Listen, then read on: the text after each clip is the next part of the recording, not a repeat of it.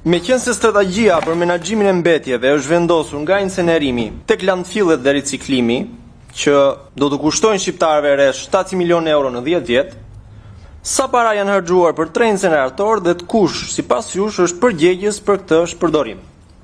Edhe për të bërë atë që quhet bird watching apo vështrimi i zogjve tek është e lidhur ngushtësisht me gurët e vjosës që kanë një ngjyrë të caktuar dhe një formë të caktuar. Po, që lidhet me buxhetin, Po, lidhet me buxhetin. Po, dhe mund ta bërni edhe një herë pyetjen që lidhet me buxhetin, ju lutem? Dakord, zogjtë dhe gurët, po, hallisht. Atëre, meqense strategjia për menaxhimin e mbetjeve është vendosur nga incenerimi tek landfillet dhe riciklimi, që do të kushtojnë shqiptarëve edhe në buxhetin e këtij viti, edhe për 10 vjeçarin e ardhshëm 700 milionë euro, sa para janë harxuar për 3 inceneratorë dhe kush sipas jush është përgjegjës për këtë shpërdorim të buxheteve ndër vite?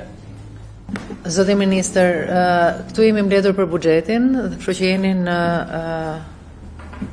dispozicion për çështjet e buxhetit. Lutem përgjigjet për buxhetin.